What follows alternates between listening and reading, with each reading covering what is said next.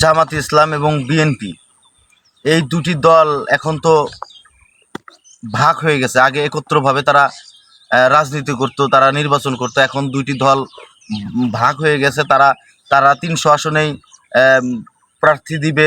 বিএনপিও 300 আসনে প্রার্থী দিবে, বা অন্য অন্য দল যারা যারা গণ অভ্যুত্থানে যারা সামনে নেতৃত্ব দিয়েছে, যারা ছাত্র আন্দোলন, তারাও 300 আসনে তারাও প্রার্থী দিবে।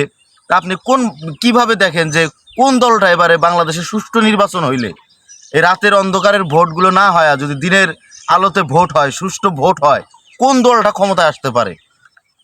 সেটা মানে এটা একটা মনের আবেগ আর কি, যে কোন দলটা আসতে পারে। ক্ষমতা বসার মালিক একমাত্র আল্লাহ, রাইট। ক্ষমতা নেওয়ার মালিক একমাত্র আল্লাহ। আল্লাহ। কিন্তু ঘটনা এটা ওইভাবে বলা যাবে না বাবা, কি জন্য তা জানেন? কাল্পনিক কথা বলতে নেই। ঠিক। তবে হ্যাঁ, একটু দেখা যায় যে বিএনপি বা জামাত দোনোদিকে সমানভাবে চলছে। জি। এখন এখন কে আসবে আল্লাহ মাবুদই জানে, এটা গ্যারান্টি দেওয়া যাবে না।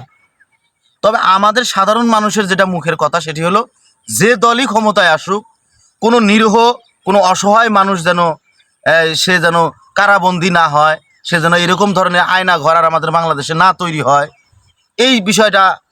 তবে আল্লাহর কাছে আশা করা যায় ওটা আর হবে না। কি জন্য হবে না? সবাই সজাগ।